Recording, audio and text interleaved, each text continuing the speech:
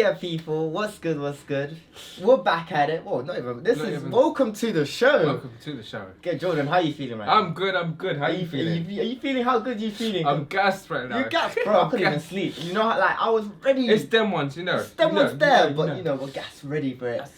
Guys, you know the vibes today. Make sure you are subscribed to the channel. You can follow me and Jordan right there below. Come on. And what are we talking about today, man? Eternals. Eternals fans. We're gonna do the quick breakdown of what happened about it, if we liked it, if we didn't like it, you know, some small details, you know, some quick breakdown. Quick breakdown for you, man, that's seen it. And if you haven't seen it, why haven't you seen it yet?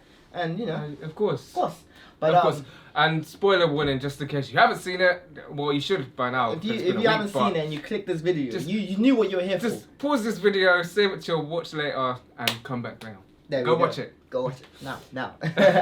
Jordan, I want to start off with just talking about what it is even about. So, the Eternals. So what are they? What are they? They were created by the Celestials. The Celestials. The Celestials are like gods. They're gods of the universe. They've been here for billions and billions of years before the Big Bang. Basically. Before the Big Bang. Okay, so how long have the Eternals been on Earth then?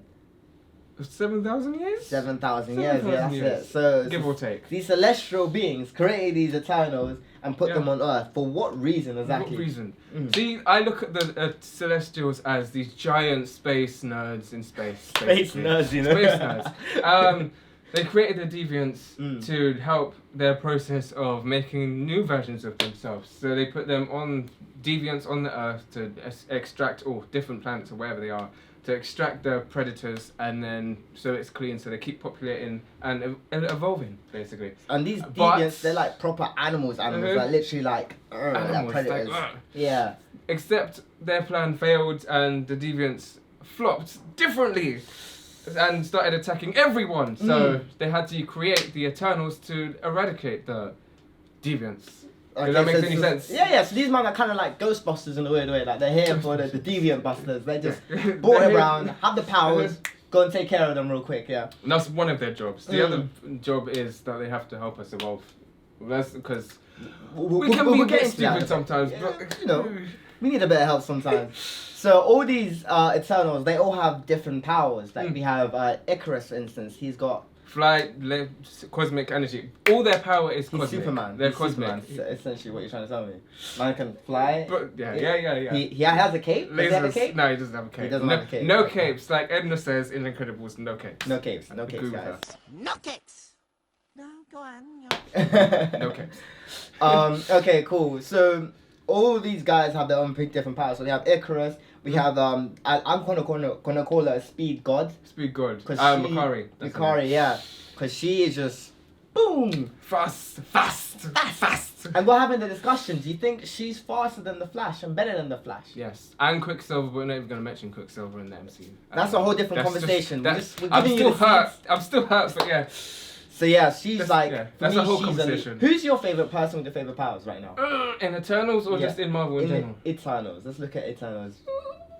That's a hard one. It's between Makari and Thena. Explain their powers. Thena is the goddess of war. She can create any weapon she wants to and slice you up. So Wonder Woman. Technically. She technically is Wonder Woman. Are you sure this isn't a DC movie? It's not. I swear to you. Okay, go on. And Makari can run really fast. In fact, Godspeed almost. In fact, she can run across... No, not DC. Go ahead. Do not. She can run across water, basically, and literally run across the water. So that's pretty cool. So. Nah, that's pretty dope. They're not done with her. There's no speedsters in the MCU at the moment, and they're not done with this one. So. Yeah, but I feel like they have a lot of room to go with them because they're Eternals. You can guess from the name, so they're going to be around in the MCU universe for a long time. But could you explain to me why they haven't interfered at all? Because we've seen Thanos come through the universe. We've seen Loki do his thing. We've seen so many villains come into the universe, and they've just been there jamming this whole time.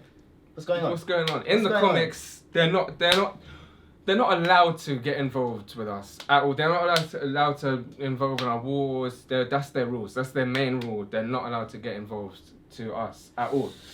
But rather convenient, I'll say. It's convenient because I suppose the MCU they'd have to depower them in some way, because if they were here when Thanos was here, it would just be finished. It's game over, isn't it? Infinity War would not exist. But then that brings me to my next point. Where were the Avengers at all in this film then? in this film, No Avengers, no Shield, no Shield, nothing. Is it the money ran out for the budget of the film because there's like 8 heroes? Like, it was money-wise, I think they can do it. They can do it. They've got enough money. Come on, but Kevin, I feel come like on. the Avengers, they're not in this because they're doing their own. They're off in their own world at the moment. This is just introducing someone new.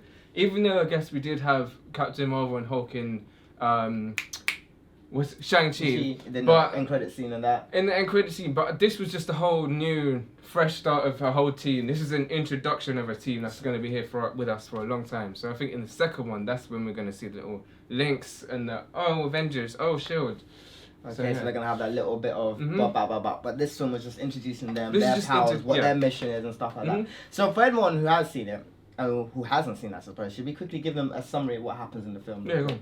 So as we already talked about, these eternal beings came to Earth 7,000 years ago. Were told not to interfere and just remove the, what were they called? Deviants. The deviants, guys. Just remove the deviants. Once you're done with that, help with human evolution. Exactly. Yep. Exactly. So, it comes to, the revolution that they helped develop the atomic bomb and stuff like that. They helped develop weapons, farming equipment, and they were just helping with the whole involvement of time.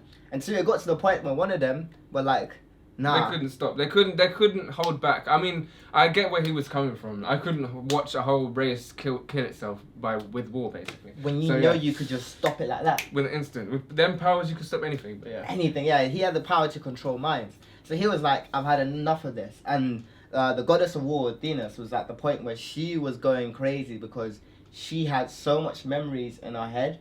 Interesting fact, actually. Go ahead. In the comics, they can't actually get sick. Did you know that? Nah. So that's why I'm really interested to see why they've done that in the MCU, just to balance wise. But I think that's personally with power wise, because they'd be unstoppable if they was. If they had no weakness. But I want to see they can't where die, they're gonna go with age. that. They're like, what's gonna happen next? Yeah. But anyway, after they dismembered the band, everyone went out to do their own thing. Like, everyone, you go live your life over here, you go live your life over there. I'm gonna do my thing.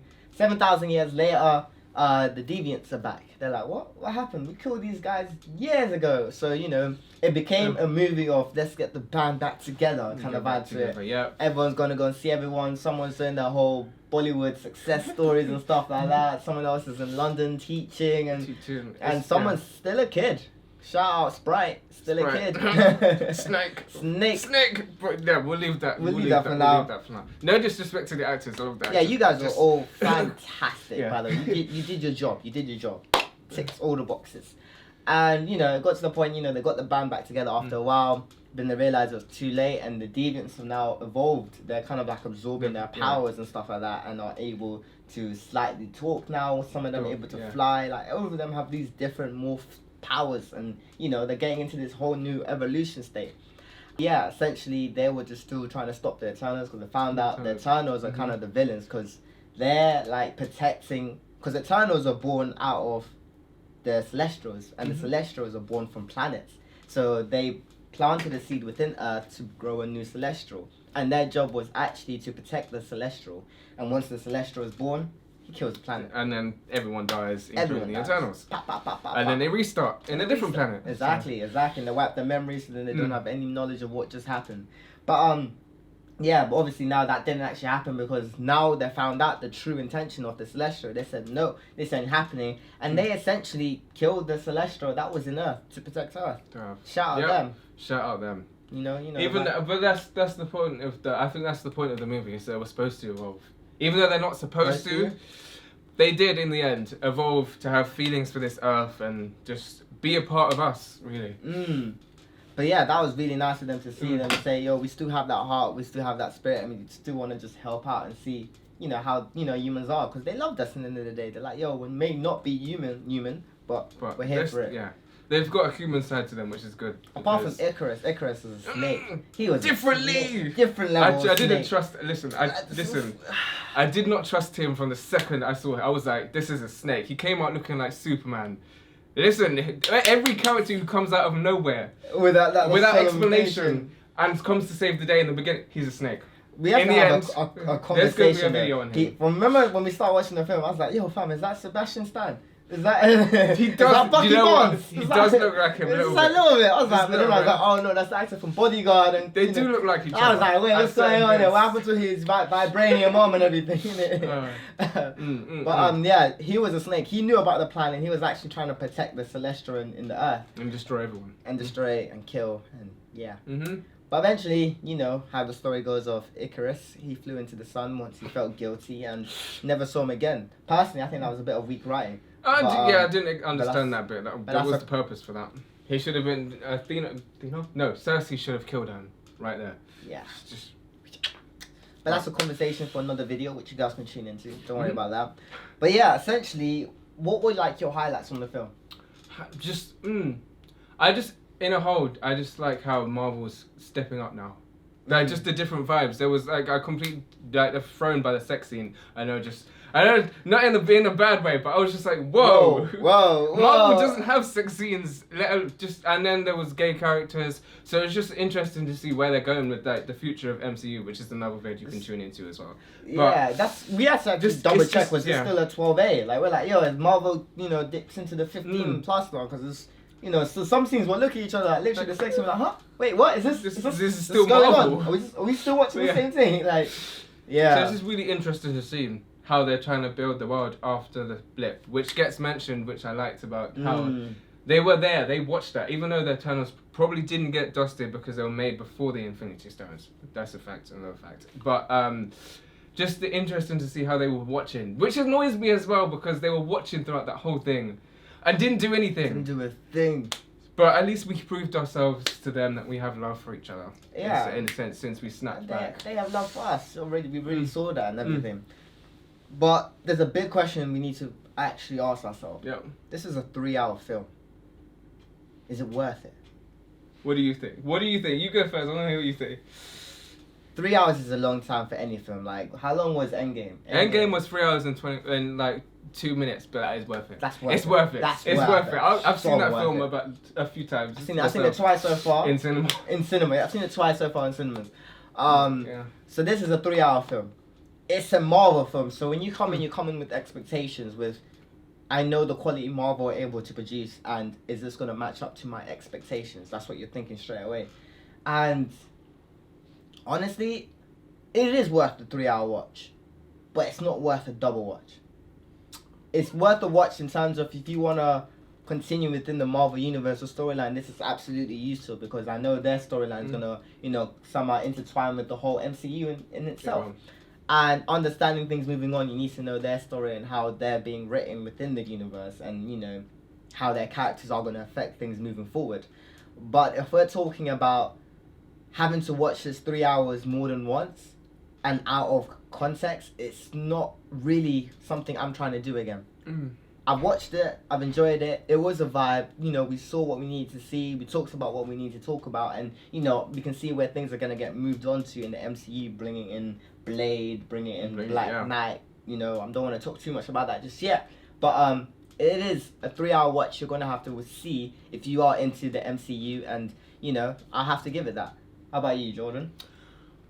I think it's a rewatch. I think I could rewatch it. You think you can I rewatch think it 3 hours, yeah? I could do that for 3 You hours. bring in all your snacks, yeah, Bring the all the nachos, snacks, the and popcorn, just kick get a back, whole... relax, watch it. Yeah. Come on. I think I like it. I like the new age Marvel at the moment because I just going for the period of where, like a year when everything got delayed and stopped. That was just so what do I do now? Because there was nothing, so I had to rewatch a lot of old. So I'm not taking anything for granted anymore. I like that. With Marvel, sense of Marvel, and how they've been feeding us this year a lot, and I'm enjoying it. I'm here for that. I think I could watch it again. You can watch it again, yeah? It was good enough. It hit past the mark of where I can take. Alright, cool. Let's give this a star rating out of 10 then. If you have to give the Eternals a rating out of 10, where are you placing it on your timeline right now? I'm placing it at 7 or 6.5. 6.5 or 7, that's what I'm going to give it. Okay, that's good. That's a really high recommendation for me. So you would say, if you're into this kind of stuff, watch it. Watch it. Because it will be useful. In the future, it will be useful for just everything that happens from now on. Later on, yeah. Even they'll explain before, like with the MCU that's gone on before, but they will explain everything else that's gonna happen, which will I think it will be useful to know. 100%, I hear that. What about you? What's your rating for it? See, this is a difficult one. Taking into account what I said about needing to see this for the future of MCU, it's very useful to see. It's very, like, 100% useful to see. But I'm going to take it out of that context and just say, as a standalone movie on its own, is it worth the watch? And is it really entertaining to that extent? And because of that, I'm giving it a 6. 6 out of 10. It's a good watch. That's not bad. It's not bad. It's not bad. You know, it's an entertaining watch, but, you know, there was some plot lines I didn't really like. There was certain things I didn't really get into within it, but within the grand scheme of MCU and what it's gonna lead into and how it's gonna help out, it's a watch. It's a need to watch. But in terms of it being a standalone movie, I'm giving it a strong 6. So yeah. But Jordan, well, you know what it is, bro. It's been a vibe. It's been a vibe. Well, what's gonna be like down What's the line next? for the next videos? What's Because you know what I really like to talk about? Our theories about, you know, the post-credit scenes and what what's that gonna could happen, lead what could into lead and stuff to- like of that. course. If you guys would like to watch that, make sure you're subscribed to the channel. And follow. And put that notification bell on for when our videos come out. Ring, Be ring, on ring, it. ring. Make sure you like this video if you enjoyed it. Leave a comment, share it. And as always, you can follow us on my Instagram and Jordan's Instagram right below. And yeah, I think that's it, bro. I think that's it. That's it. Come on. And apart from that, guys, welcome to Future Stars. And see you next time. Yeah. Hey.